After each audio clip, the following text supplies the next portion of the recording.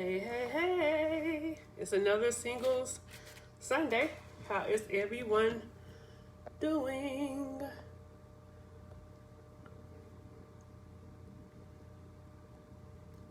All right. I'm back again. I hope everybody is doing well for another singles Sunday. Let's give a few moments to see if anybody is going to pop in. Can y'all believe it's Christmas this week? Like, I cannot believe Christmas is this week. Like, this whole entire year has just flown by. Like, it just has flown by. Hey, my brother. Hey, Mr. James. How are you? How are you doing? Hi, my brother. Another single Sunday. How are you? You doing all right? Mr. James. Mr. James, you have some ideas of topics that you would like for me to talk about on Sundays regarding singles? Something was in my mouth. I had to get it out. Yeah, like my shirt. God don't play about me. There were a few more moments. As y'all know, I'm good. You good? You got your notepad ready? I hear that. You got your notepad ready. I'm gonna go ahead and get started. I guess people will chime in. Well, as always, the purpose of me doing my single Sundays every Sunday is because us as singles, we should not wait until we get married to prepare for our spouse. There are some things that we need to get in order with ourselves before our spouses, even come, before we even get our, spouses as being single people. There are some things that we need to get in order in our life and on our end. So when that spouse does come along, we'll have some things in order. We'll have some things ready. And we'll be, prepared with a lot of stuff when our significant other comes along. So that's the purpose of these single Sundays, to give out, different advice and tips and things of that nature to prepare us. And these videos, don't normally be long. That's why I try to wait for a few minutes. But people can always go back and watch the replay. Okay, yeah. Let me know if you come up with anything. Yeah, most definitely let me know if you come up with anything. So today, if you haven't, seen, I can't even talk. If you have not seen any of my videos, most definitely, they should be saved on my page. You can just go back through my Facebook Live and view the past videos. But today I am talking about 7 conversations. Hold on, I need to do something. Wait a minute. I forgot to do something. Hold on. But yeah, if you have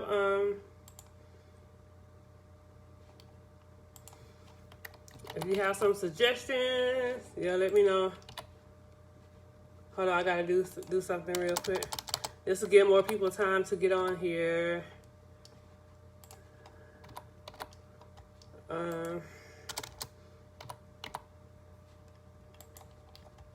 Because I'm always looking for different topics and things of that nature to be able to talk about. Hold on, y'all. I'm coming.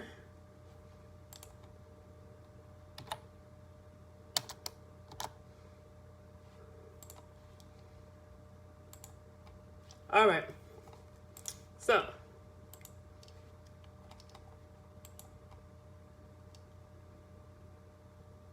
all right.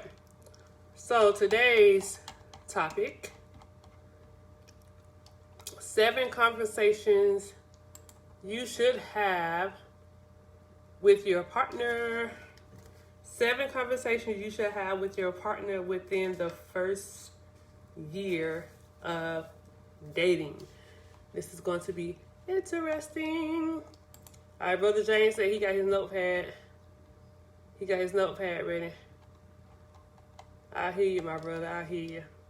All right. So number 1, I'm just gonna go ahead and get started, and people could just go back and watch the replay. All right. Number 1 is family. I think this is a big important topic, conversation that you should have within the first year of dating. Number 1 is family. You got your notepad down? You got your notepad down, Brother James? It's family. Now, when it comes to that, you know, a lot of people, I know me, for instance, you know, I can never depict how things are going to go and which way it's going to go. But I want my significant other to get along with my family. And I want to be able to get along with his family. And there's just some family history that you need to know about. Is there any past issues, you know, that's going on? You know, is there any, you know, concerns with mom, dad, sister, brother, auntie, uncles, whoever? Like, you need to know a little bit about that person's family, you know, history. Were they raised by their mom and their dad both? Were both of their parents in their life? Were both of their parents, you know, Christian or whatever it is? You know, were they born as a single, were they born into a single parent household like I was, born into a single parent household? You know, you need to know, you know, those details. You know, did they have a hard, you know, childhood? Because, you know, family plays an important role, because when you get to that serious point in marrying your significant other, you're married into their family too. And I most definitely don't want, you know, like I said, things are not going to be all peaches and cream in the beginning, you know, things of that nature. But you need to know that person, family history. You need to get deep down, and, you know, and ask some questions, you know, most definitely, because, you know, that could cause some concerns, you know, as well, if someone was, you know, probably molested by their dad, or molested by their mom, or molested by someone, you know, in their family, or, you know, they can't stand to be around someone, or, you know, someone that is a, you know, a troublemaker. Whatever that family history is, you need to ask those questions and get down to the point of, you know, of knowing, you know, about their family. You know, it even down to probably, you know, like health concerns. You know, does cancer run in the family? Does diabetes run in the family? Does high blood pressure run in the family? Like, you have to get all of those, you know, detailed questions, because, you know, if something happened to your significant other, they need, you know, a blood transfusion, a heart transplant, you know, something medical. You knowing that, you know, their family history would be able to kind of, you know, help them out. So it's just different scenarios that you need to know. You need to know what you're getting into, because I don't want to be with a significant other, and I don't want to marry my significant other and not be able to get along with his family. I don't know, you know, his family, you know, history. I just don't know anything about his family, period. That's most definitely something that, you know, some things you can try to avoid, most definitely. So number 1 is family. That's number 1. It's family. Number 2 is money. Money, money, money, money, money. Number two is money. A lot, of relationships, whether married or not, money can be a big, big, big, big issue with a lot, with a lot of people. You need to discuss each other's financial situation. You need to discuss that. How much money you all make, whether you're going to have a savings account, joint account, things of that nature. Are you in debt? How much, your credit, do you have any big outstanding debts or things of, that nature? Like, what is your money, part?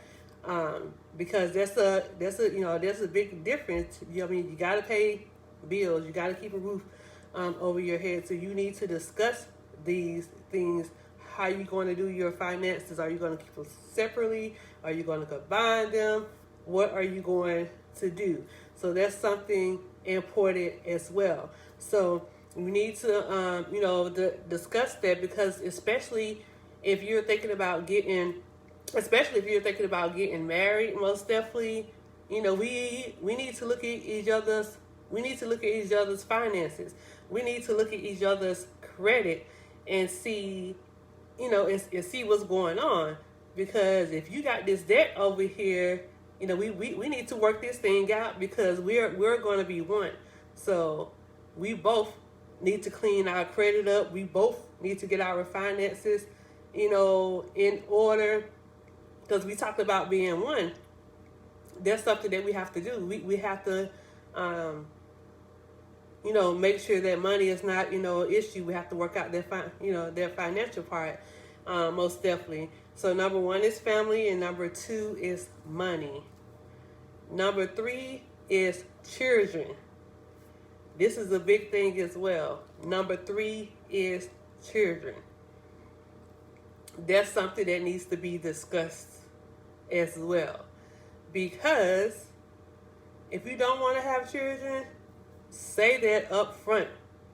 If you do want to have children, make it known, because that's going to be a big part of your life, as well. And when you talk about that, most definitely, I hear a lot of people, if someone said they don't want to have a child, don't try to convince me. If I say I don't want to have a child, don't try to come back and convince me, later on, to keep on, pushing me and pressuring me about having a child when I told you up front that I don't want children. And I'm just saying it as an example. I do want a child. I want a child, one. I'm 2 years to 40, so I don't have time to be having a whole house full of children. So at my age, 38 years old, I just want one. That's it. But that's a discussion that you have to have. And if someone tells you up front that they don't want to have children, don't keep on pushing that point. Don't keep on, but move on, because they're letting you know. So that's something that's very important. And not only just having children, when we was growing up and our parents and everything was raising us up, our generation, you have to talk about, you said, you hear me? Also having children, most definitely, you have to talk about discipline issues and things of that nature, because I know a lot of people, I know a lot of my friends that have children, one spouse don't like the other parent disciplining the kids and things of, that nature. So you have to talk about things about, discipline, most definitely. Then you have to think about, they're going to grow up. They're going to have to go to school, things of that nature, health-wise, get shots, all the important things, feeding the kids, all the important things that comes into taking care of children. you all have to sit down and discuss that and get on one accord with all of that when it comes to, to children. This can't be no one-sided, thing going on. So that's something that you have to discuss. That's number 3 is children. So number 1 is family. Number 2 is money. Number 3 is children. Number 4 is commitment. You need to discuss what commitment is going to, mean to you during your relationship, and if you decide to get, married, etc. What are you going to expect from each other? What's going to be that commitment level? And I know for me, the first thing that I said, the commitment level is going to be God. Both of us got to commit to God first. That's the first thing on the list of commitments, is committed to Him, committed to God first. So you have to discuss the commitment part of your relationship. That is a discussion. Number 5, this is also a big one as well. And I know we as singles, Christians, things of that nature, we want to wait until we get married to have sex. But, if that's the case, or if it doesn't happen, that way, because, we know some can wait, some can't wait. Just keep it real, keep it 100, keep it 1,000. Don't sugarcoat anything. But sex and physical attraction, you have to talk about sex and physical attraction. What you like, what you don't like, what you expect. You have to discuss those, things, different, whatever positions, however you want to call it. You have to discuss those different you have to discuss those different things when it comes to that.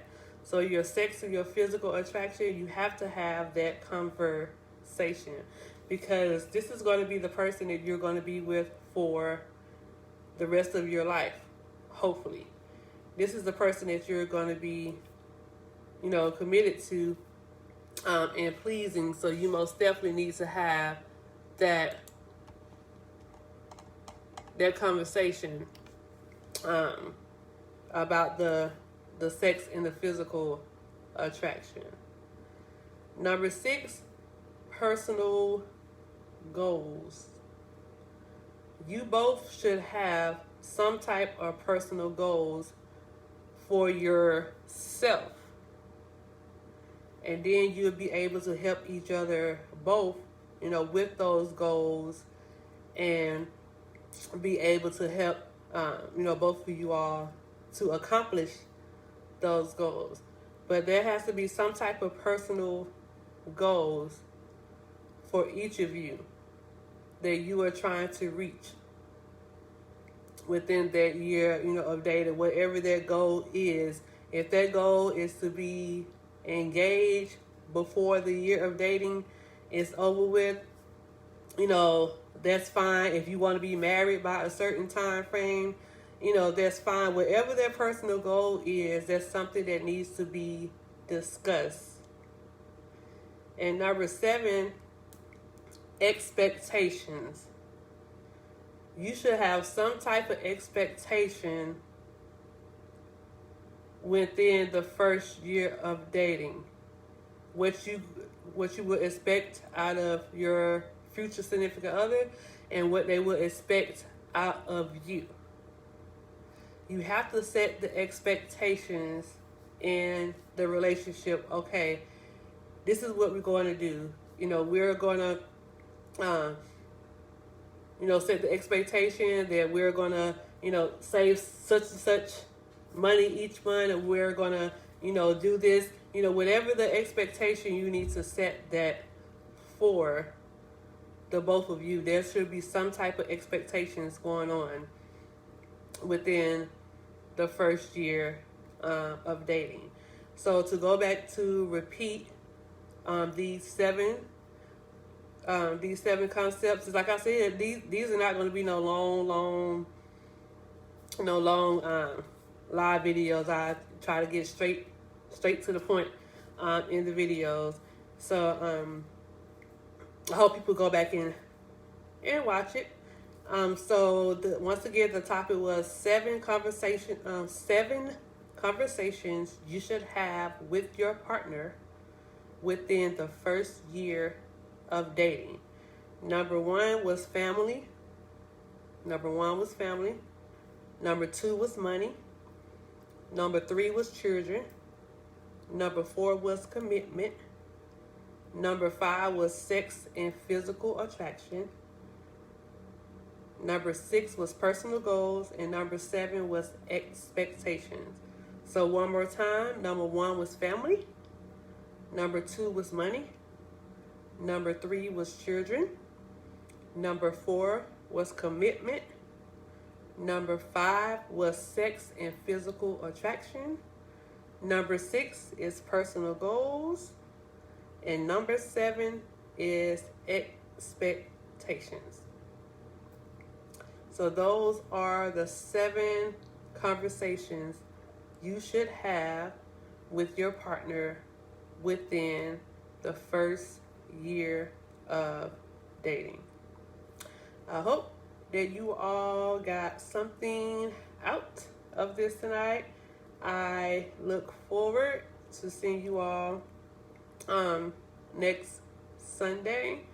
Depending on my work schedule, I may have to change the time that I do these lives, but stay tuned. I will be in touch. But go back, play the replay, share with someone else, and I will see you all next Sunday. Or remember, if you have some ideas or topics and things of that nature, let me know. Let me know what you would like to talk about, and we'll take it from there. Enjoy the rest of your day. Bye. Well, night, whatever time it is. Good night.